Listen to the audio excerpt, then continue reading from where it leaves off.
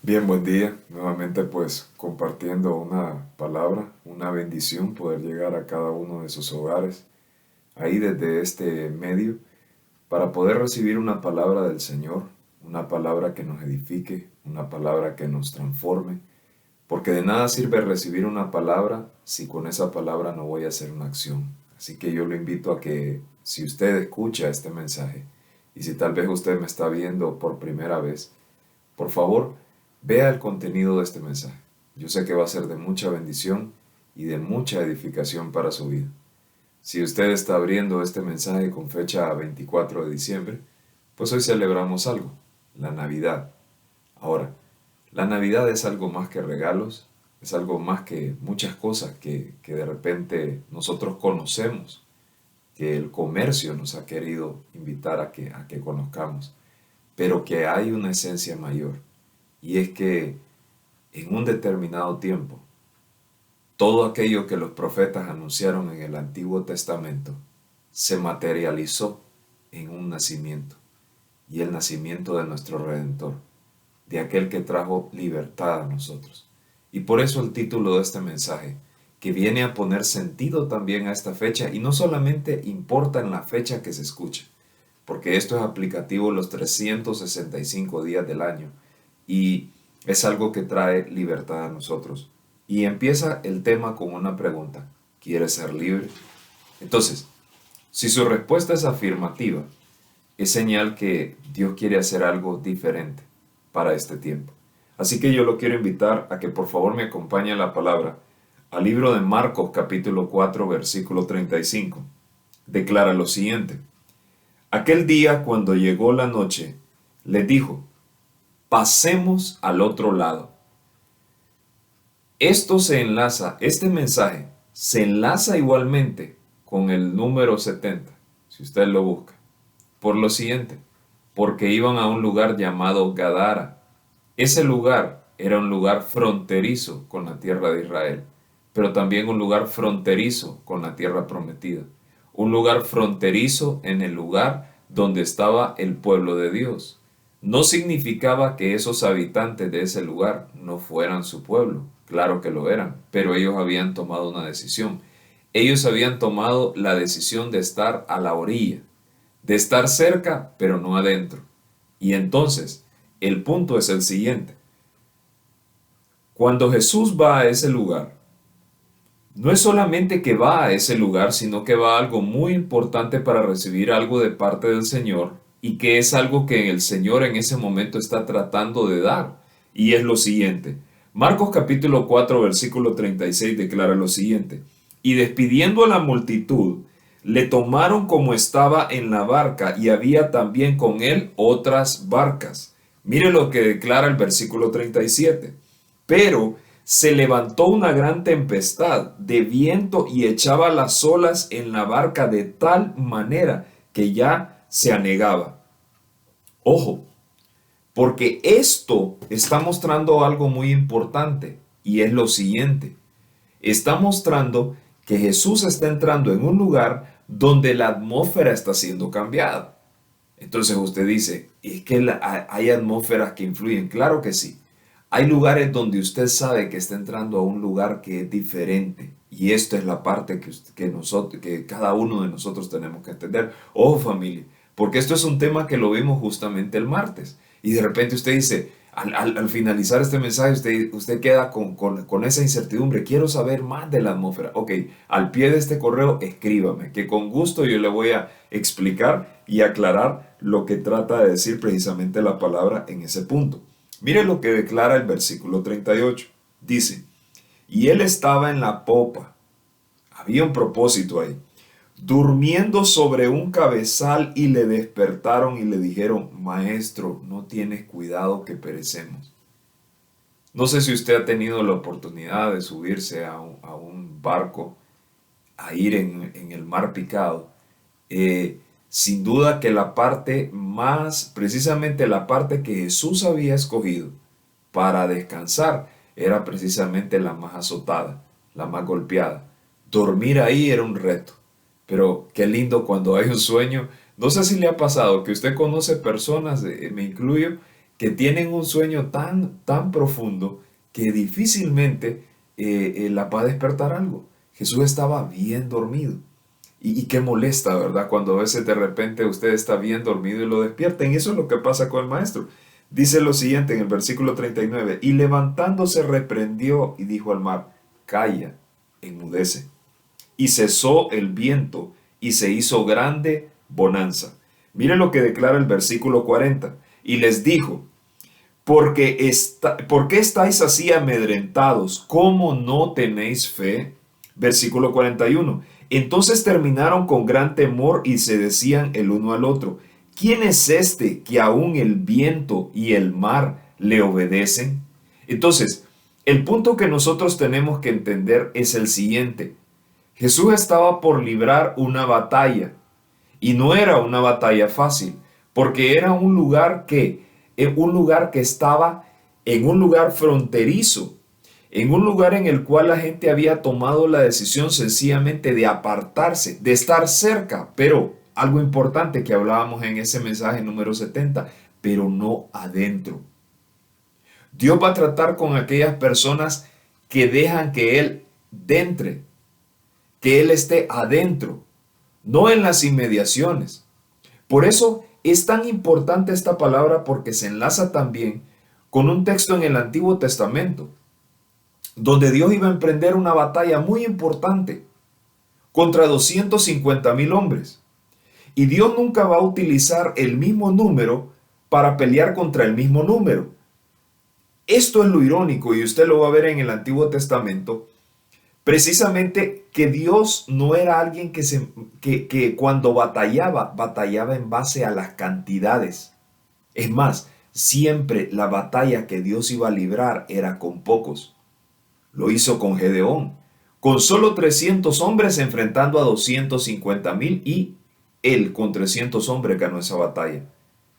Pero en la señal que él le pone a Gedeón para escoger esos 300, no escoge a los que se quedaron a la orilla tomando el agua. Esa es la señal. Él los manda a la orilla del lago y los manda a beber ahí. Pero hay quienes se colocaron en la orilla, pero hay quienes se metieron adentro. Y el Señor en este momento escoge a quienes, escoge a aquellos que se meten adentro. Entonces, la pregunta es, ¿dónde quiero estar?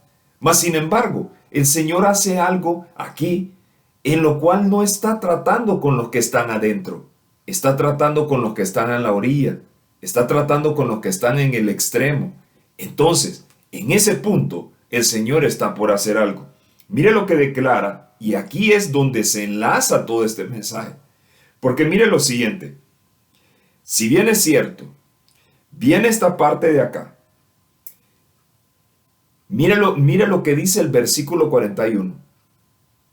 Entonces temieron, ¿quiénes? Sus discípulos, los que le conocían, los que estaban con él, con gran temor y se decían el uno al otro, ¿quién es este que aún el viento y el mar le obedecen? Mire, esta es una parte importante, porque un profeta hace 500 años, antes de que Jesucristo naciera, hizo un anuncio importante que traía respuesta precisamente a estos que seguían a Jesús, a estos que eran sus discípulos, pero ojo, que estaban en un proceso de aprendizaje como usted y yo lo estamos. Mire lo que dice el libro de Isaías, capítulo 9, versículos 6 y 7, pero me encanta como dice la interpretación de traducción del lenguaje actual, y usted la encuentra con la TLA. Entonces, declara lo siguiente en el versículo 6. Nos ha nacido un niño, Dios nos ha dado un hijo. A ese niño se le ha dado el poder de gobernar y se le darán estos nombres: Consejero, Admirable, Dios Invencible, Padre Eterno, Príncipe de Paz. Versículo 7 declara lo siguiente: Él se sentará en el trono de David y reinará sobre todo el mundo, y por siempre habrá paz. Su reino será invencible, y para siempre reinarán la justicia y el derecho. Esto lo hará el Dios Todopoderoso por el gran amor que nos tiene. Esta fecha lo que manifiesta es que ese gran amor que el Señor nos tenía se materializó por medio de un hombre. ¿Por medio de quién? Por medio de Jesucristo. Entonces, mire qué maravilloso. Lo vimos también el domingo pasado, familia. Pero usted dice, yo no estuve ahí, pero me gustaría saber un poco más. Escríbame igualmente. Con gusto le voy a hacer saber el contenido de ese material. Entonces, hay muchas cosas que se dicen con respecto a diciembre, yo lo sé. No es la fecha correcta. Así es correcto. Se dice que la fecha probable pudo haber sido en septiembre, octubre, pero no en diciembre. Pero igual tenemos una fecha. En esta fecha, de hecho, los romanos celebraban algo. Ellos tenían una creencia que el 22 de diciembre, el dios Sol que ellos adoraban, empezaba como a perder su fuerza, pero que renacía en la fecha del 25 de diciembre. Entonces ellos, como había una iglesia que estaba creciendo y a la cual no podían detener, ¿qué es lo que hacen? Sencillamente ellos se meten dentro de la organización de esa iglesia y alteran fechas. Y este era un buen motivo para meter una alteración. Pero también en eso hay un propósito. ¿Por qué? Porque es algo que por lo cual hoy cada uno de nosotros estamos celebrando. Pero este es el punto importante. No dejemos que esta fecha sea una fecha en la cual seamos confundidos y no valoremos la esencia correcta de lo que significa el nacimiento, la materialización de aquel que vino a rescatarnos, de aquel que por amor se entregó en la cruz del Calvario, por cada uno de nosotros. Entonces, reconociendo esto, vamos a entender que en realidad esta historia no tiene que ver con una determinada población. Y lo vamos a ver al final y lo vamos a entender. Esto es una simbología de algo que estaba por ocurrir, que era aún más grande. Mire lo que declara el libro de Marcos, lo vimos en ese mensaje anterior, pero quiero repasarlo y remarcar algo que va a dar más sentido aún a esta pregunta. ¿Queremos ser libres? Mire lo que dice el libro de Marcos, capítulo 5, y lo vamos a leer del 1 al 8. Dice lo siguiente: vinieron al otro lado del mar, a la región de los Gadarenos. Versículo 2. Y cuando salió él de la barca, enseguida vino a su encuentro de los sepulcros un hombre con un espíritu inmundo, que decía que tenía, su morada en los sepulcros, y nadie podía atarle ni aun con cadenas. Versículo 4, porque muchas veces había sido atado con grillos y cadenas, mas las cadenas habían sido hechas pedazos por él, y desmenuzados los grillos, y nadie le podía dominar. Versículo 5, y siempre de día y de noche andaba dando voces en los montes y en los sepulcros, e hiriéndose con piedras. Cuando vio pues Jesús de lejos, corrió y se arrodilló ante él. Este hombre se encarga de darle la bienvenida. Este hombre se encarga de hacer una cosa, aún con todos los demonios que tenía, de adorarlo a él. Versículo 7. Y clamando a gran voz dijo: ¿Qué tienes conmigo, Jesús, Hijo del Dios Altísimo? Te conjuro por Dios que no nos atormentes. ¿Sabe que también estaban reconociendo, aún esos demonios, autoridad? Sabían que el que venía no venía para darles una sugerencia, venía para darles una orden, y una orden que era clara, y era que salieran de ese hombre. Mire lo que declara el versículo 8, porque le decía, o sea, ya Jesús está hablando: sal de este hombre, espíritu inmundo. Entonces, vamos a saltar unos versículos y vamos a ir al versículo 12, y declara lo siguiente: y le rogaron todos los demonios, diciendo: envíanos a los cerdos para que entremos a ellos. Y aquí es la parte que nosotros vamos a poder capturar, la esencia de lo que el Señor quiere dejar para este mensaje. Mire lo siguiente: Y luego Jesús les dio permiso. Y saliendo aquellos espíritus inmundos, entraron en los cerdos, los cuales eran como 2000. Y el hato se precipitó en el mar por un despeñadero, y en el mar se ahogaron. Versículo 14. Y los que apacentaban los cerdos huyeron y dieron aviso a la ciudad en los campos, y salieron a ver qué era aquello que había sucedido.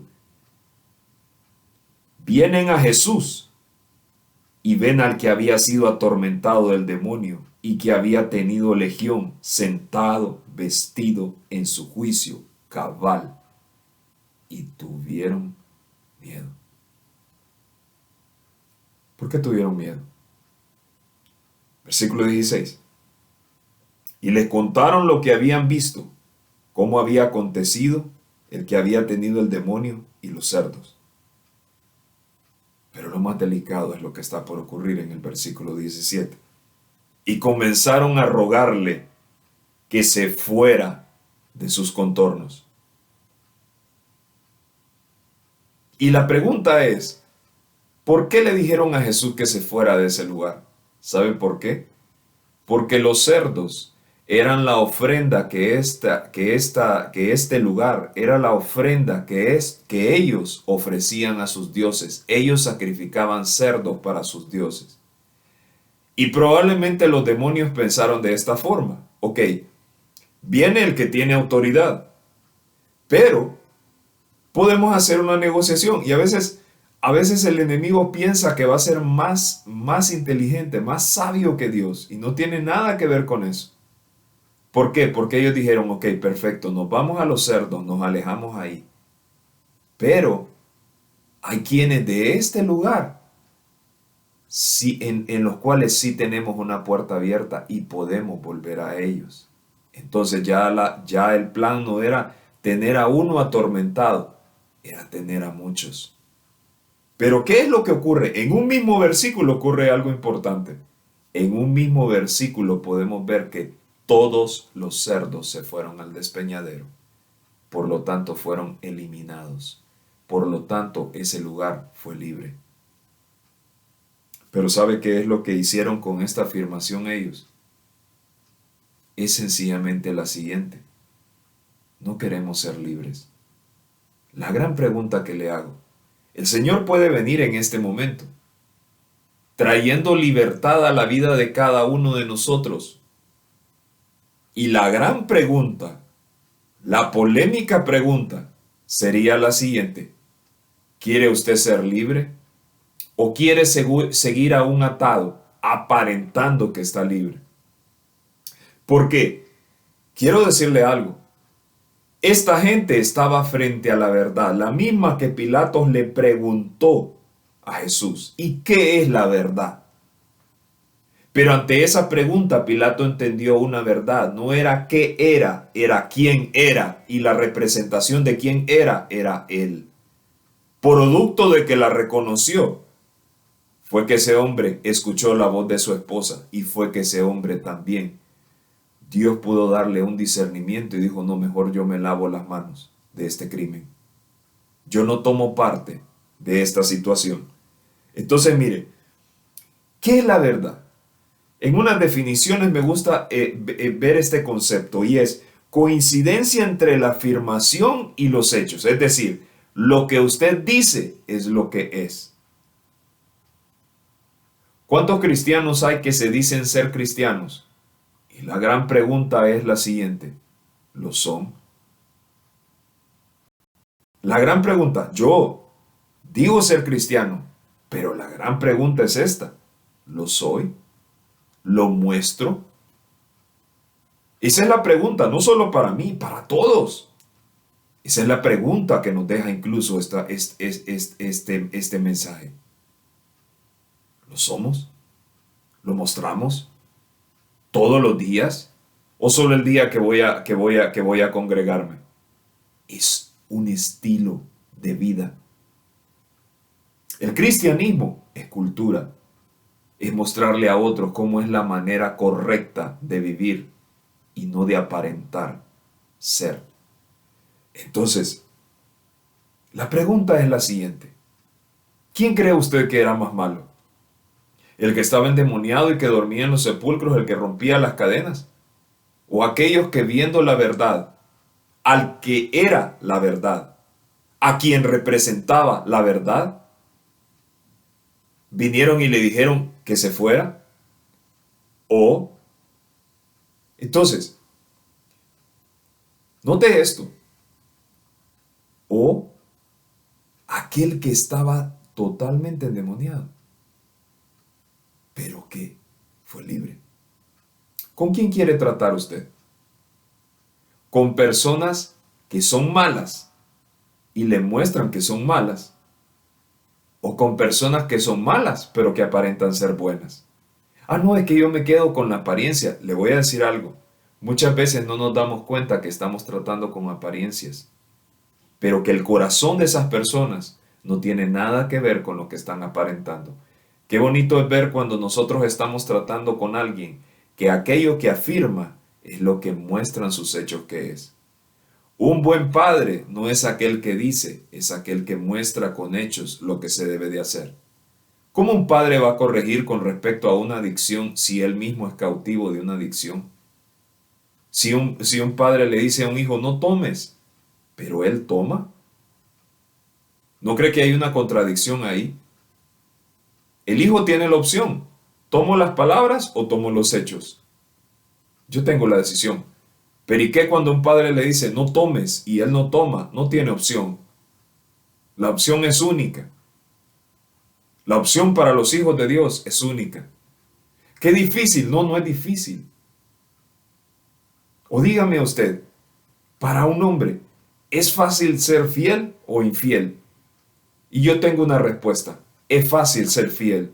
Porque ser infiel es sostener una mentira, es vivir un estilo de vida, es ir jalando una mentira que al final la verdad se va a mostrar.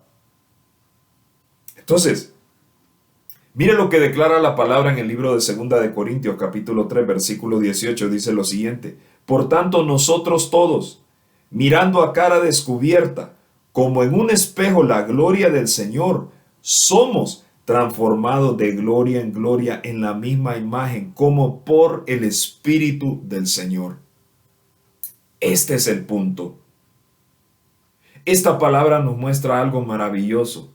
Nosotros, frente al Señor, ¿cuáles son aquellas cosas? Si nosotros nos vemos como en un espejo, como queriendo usted corregir aquello que usted sabe que está mal, qué lindo es cuando viene la gloria del Señor y nos expone y nos muestra las cosas que hay que corregir. Qué lindo, ¿sabe qué? Es dejar el orgullo de lado. Es dejar mis criterios de lado. Es dejar todo eso de lado y decirle con humildad, Señor, yo reconozco que tengo este problema.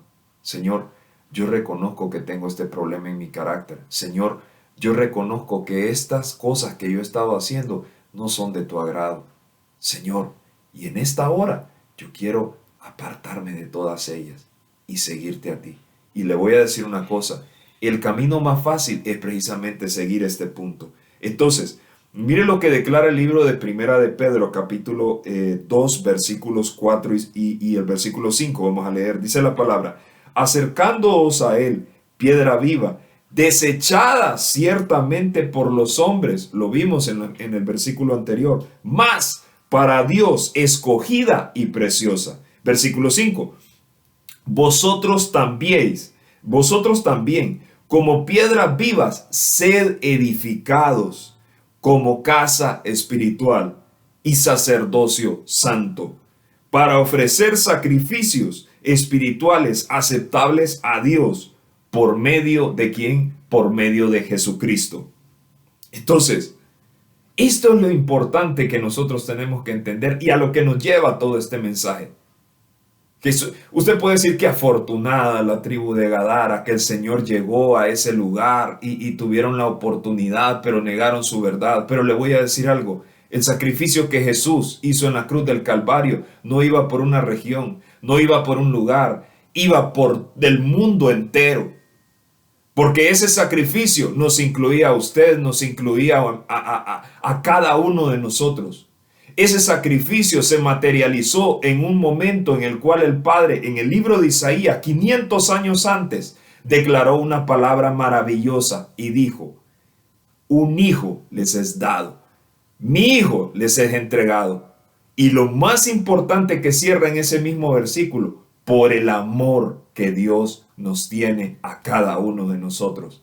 Mire lo que declara el libro de Juan capítulo 19 versículo 30, dice lo siguiente: cuando Jesús hubo tomado el vinagre, dijo: consumado es. Y habiendo inclinado la cabeza, entregó su espíritu. Esta palabra consumado es tiene que ver con un grito de victoria. Tiene que ver con un grito que dice y declara en ese momento: ya la obra ha sido terminada, ya el regalo ha sido completo y ha sido entregado a cada uno. Y la gran pregunta es: ¿queremos ser libres o queremos seguir cautivos? Porque este es el punto en el cual nosotros tenemos que tomar una decisión. El Señor se entrega a nosotros como un regalo maravilloso. Y la gran pregunta para cada uno de nosotros es la siguiente: ¿tomamos este regalo? Yo lo quiero. ¿Usted lo quiere? Y si usted está ahí, tal vez titubeando, pero sabe que hay algo que ha estado tocando en este mensaje, le voy a decir algo. No son mis palabras, no es lo que yo le he dicho. Es una persona y está ahí junto con usted y se llama Espíritu Santo. Y Él en este momento le da la plena certeza y la seguridad que la decisión que usted está por tomar es la correcta. Si tal vez usted se había apartado igualmente, usted conoce quién es la persona del Espíritu Santo. Igualmente lo quiero invitar a que hagamos juntos una oración y que abra sus labios para que declare con su boca aquello que en este momento está recibiendo, para que reciba ese maravilloso regalo que Él nos ha dado. Y repita conmigo: Señor, yo reconozco que soy un pecador y me arrepiento de todos mis pecados, pero en esta hora yo confieso y sé que Cristo Jesús murió en la cruz por mis pecados, que por amor se entregó, pero sé igualmente que le resucitaste de entre los muertos.